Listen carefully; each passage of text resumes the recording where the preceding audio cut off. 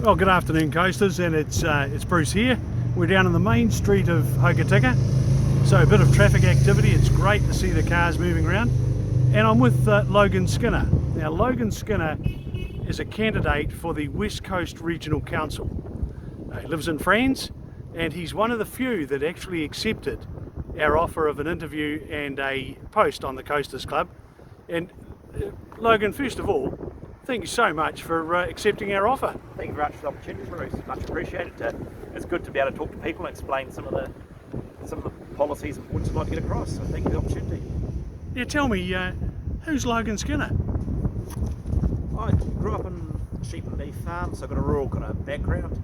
Now involved in tourism, but most of my life I spent auditing, and I'm a chartered accountant by background. I've actually just missed a couple of Meet the Candidate forums because I've been down at the Southland District Council doing the audit down there for Audit New Zealand, part of the Auditor General's office. Years ago I actually supervised the audit of the West Coast Regional Council. Oh wow! Life. Yeah, then I spent 10 years in London working for PricewaterhouseCoopers, or PwC, some people prefer to call them, accounting and controls projects. Quite an international kind of travel in London, so it was a great opportunity to see different best practices around the world and a few worst practices as well. And so we were talking there before, it looks like you've just been down Southland District Council, very similar to the coast, isn't it? Yeah, no, they've got the tourism hotspot of Te Anau with growth, but like we've got in Westland with the Glacier region, and then they've got a lot of smaller towns, Winton, Tuatapere, etc., where they've got to provide a sewage system, a water system, and all the infrastructure down for a small community spread across the district, much like Westland does with Harry, Ross, Haast, Glacier regions and Hokitika. And you've made some fairly substantial, over the years, investments in Franz Joseph too. Yes, certainly fairly well committed to the West Coast. It's been very kind to us, so yeah, certainly want to try and give something back to the community now that the community's been very kind to us, so I'd like to give something back to the community. So when you look at regional council and you look at the candidacy and your position, what will you bring to the table? Well, I'm a chartered accountant by background, Bruce, so some sort of, I can read agendas, I can understand budgets, so some sort of cost control. Anyone that knows me reasonably well knows I'm reasonably frugal. I think we all want our rates spent in a frugal manner. The regional council has to do stuff. There's things they have to get on and do, and they have to do it for the ratepayers' benefit. You've got to do it in the most cost-effective way. You can't waste their money, and you've got to do it with good cost control in place. So when you look at one of the main functions of regional council is rivers. What do you know about rivers? I'm co-spokesperson of the Franz Joseph River Rating Group. A lot of people are aware we'd lost the bridge before the start of the winter. Was a big impact. We've been working with the regional council. In fact, you were at the meeting the day before the bridge went, where we've been trying to proactively get something done about the river and the river situation. But we're just not, we haven't got huge progress yet, and I hope that will change soon. No reason about the rivers. The coastal erosion here, I feel very sorry for the people involved here. You've got to do something before the water's at your back door. It costs the same to put the rock in, whether you're putting the rock in and protecting 20 metres further from your door or 1 metre further from your door. So you can't let the water get to your back door, and you've got to be proactive. Doing these things last minute in the emergency situation, emergency works, is not the way forward, because it's a very expensive way of doing things. If you're proactive and strategic about it. Now, I've seen you out at Canary, at the problem out there. I've seen you down the seawall at Hokitika. I've seen you down the back of Revel Street. Clearly, you've been watching. Yeah, most people live not too far from the river on the coast. The road's their livelihood here, so all our bridges are key infrastructure for us. I'm heavily involved in the river system and quite passionate about it. So with your experience on the rating district at Franz Joseph, that's one of, someone told me there's 26 different rating districts. So you'll have a lot of knowledge as to how they work, how they're accounted for. Yeah, I think we're the biggest in Franz Joseph money-wise. But yeah, across the region, there's a huge number of people involved in the river rating process. Huge amount of people give their free time to it. Some rating districts, due to the nature of the river, aren't too active. Yep. Others, like the one of Franz Joseph, yeah, it's monthly or weekly meetings at certain times a year because we've got a few issues. Pretty regular, isn't it? So, let's say you get elected, and on the 12th of October you get the phone call and Mike Meehan says to you, welcome aboard Logan. You'd be the first person from Franz Joseph, which has got the biggest river problems, to be on regional council for how many years? In fact, I can't remember one. I can't remember when. Yeah, it's been a long time. How on earth has that happened? How have we allowed that to happen?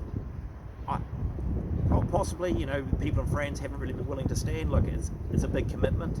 I'm prepared to make that commitment. I'm willing to give up my time and get heavily involved, not just in Franz Joseph, but issues across the West Coast. Very passionate about giving something back to the community. So, yeah, I think people in Franz Joseph have been busy, head down, tail up. They're always, Franz is one of those vibrant little towns where people are too busy for the nonsense. Yeah. And often river control is seen as they want it done, but gee, they're so busy in their own lives, they just don't want to be part of it, do they? Yeah, there's a bit of I'll leave it to someone else mentality. And yeah, in Franz Joseph we do have a lot of absentee owners of property. Some are heavily involved, others aren't. So it does fall the burden of community, the Business Development Association, Community Council. It does fall on a small group of people. Well, I've certainly I've been wandering around Franz and wandering around Fox, and the common theme I'm getting is, isn't it about time we had some representation in Fox or Franz or Haast on regional council, because that's where the majority of the problems are in Westland. And look, they all appear to be delighted that you've put your name forward. No, I hope so. I want to represent all of Westland, you know, the entire district, Hokitika, Kamara, everyone. I'm there to represent. You know, we've got whitebait fisheries, particularly in the South Westland as well. There's an issue, but right throughout the West Coast, I'm happy to give up my time and want to get involved and give something back to the community. So, what do you think one of the first priorities of the elected councillors will be after the 12th of October? Unlike the district council, where people vote directly for the mayor, the chairperson's not voted for at the regional council. So it'll be understanding who's in the mix, what strengths everyone brings to the team, and trying to establish who will be chairperson of the regional council. That'll be a very important role. Yeah, I think all elected roles are very important, but that would be very important to get the right person there. And I'm sure the people of the West Coast will vote, a good mix, good skill mix into their West Coast Regional Council councillors to select from. Now, one of the big issues that the coast is having at the present time is this pouring down of extra costs from central government. Every time new legislation is put in place, the costs seem to come down to firstly the regional council or the district council, and then they fall on the poor old ratepayer. Do you have any views on that? We suffer, as everyone knows. We've got a very small percentage of the land on the coast we can actually rate. Most of it's locked up in Crown Estate. So the rates burden is extremely high for us. We need to, wherever possible, push back to central government on these regulations and get input at the early stage. Where that's not possible, we need to be smart at how we implement it and pragmatic about how we implement things, not using a sledgehammer to crack a nut. So I think the ratepayer suffers two ways. It suffers, they pay through rates, but they also pay through hidden charges when they want to do something, apply for a resource consent, etc. They pay the regional council, but they also now have to pay a fortune in consultancies because the process has got that complicated that the average person can't fill out a simple form, because you need to employ a consultancy at a big expense to do simple things. We need to make that simple. We need to make it streamlined. We need to make it as many permitted activities as we can. We can't degrade the environment, that goes without saying, but we need to make it at a low cost, both through rates and through, if you actually want to do something, you want to grow your home, your business, grow the economy, we need to make that easy, but in a controlled, environmentally friendly way. So regional council is responsible for lots of things, but one of them is whitebait stands, and that appears to be an area where we are more than a little bit under attack. Yeah, particularly by people outside the region. Like, I'm a keen whitebaiter, I love whitebaiting, spent quite a bit of time at Haast. Great breakaway. But the average West Coaster should be able to go and catch a feed of whitebait.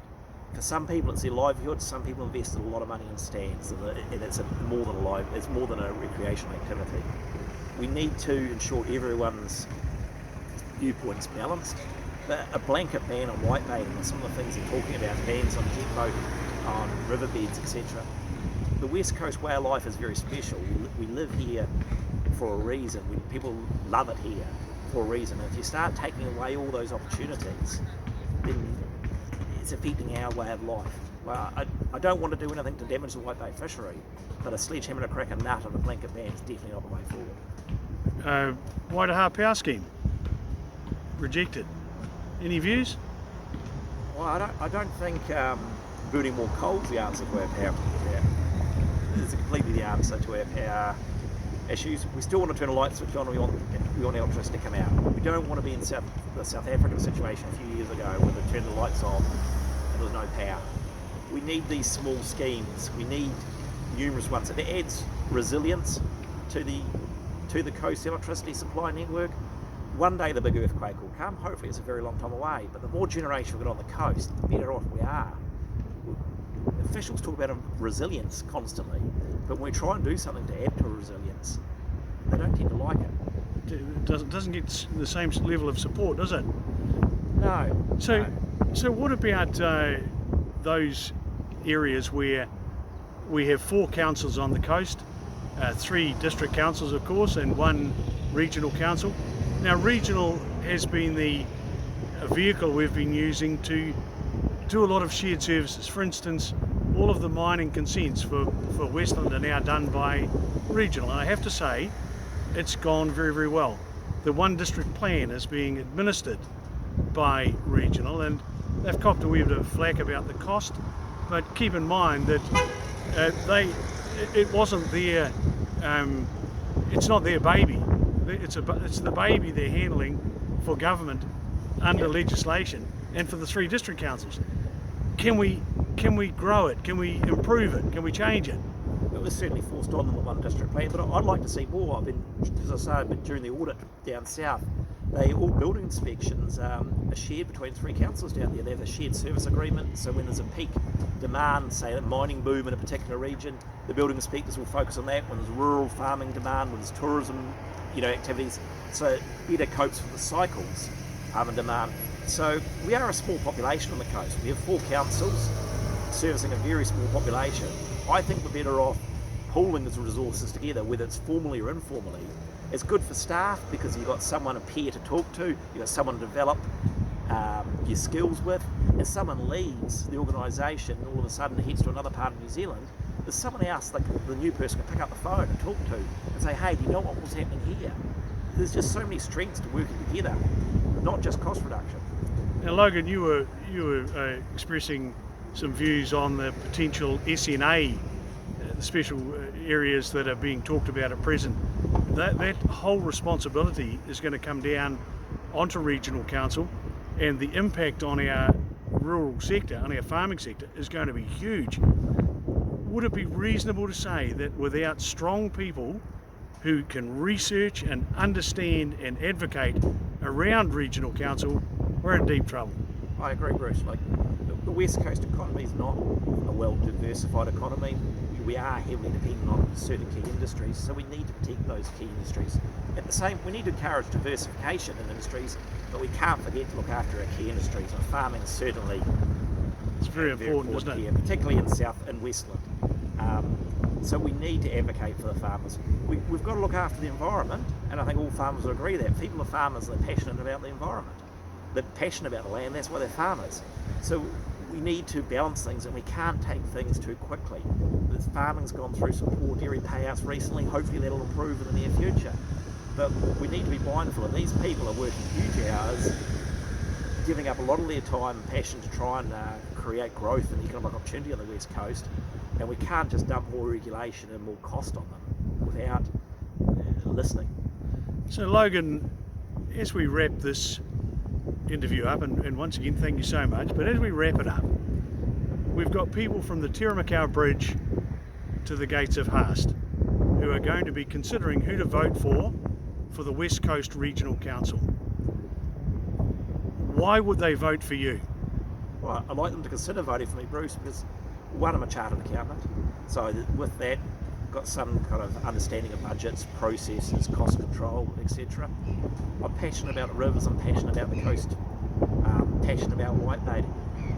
So I'm heavily involved with rivers in particular. I'm a keen whitebaiter. I come from a farm and rural background, so I feel I can relate to a lot of the different sectors of the coast. I have a business myself. I understand what it's like trying to balance doing the right thing for the community and paying your bills as you go along. That trying to create growth, create employment on the coast and bring something back to the community is not an easy task, and I feel respect for people that are involved in that. We are a region of small businesses largely, and people involved in small businesses, so I really would like to give something back, and I'd like that opportunity. And if people trust me to vote, I'll do my best not to let them down. Well, it'd be hard to find a better note to finish on than that, Coasters. It's not every day we get an auditor, a chartered accountant, a man who's got skin in the game in Franz Joseph, and lots of skin, I have to tell you. Logan, thanks so much for accepting our offer, which was made to every candidate across the West Coast, and you're one of a small number that have accepted the offer. Thank you so much for taking the time to explain to coasters what you would bring to the table if they vote for you in the local body elections 2019 for the position of Regional Council, Westland District. Thank you so much. Thank you for the opportunity, Bruce. Really appreciate the opportunity to be able to talk to some of your audience. Catch you later.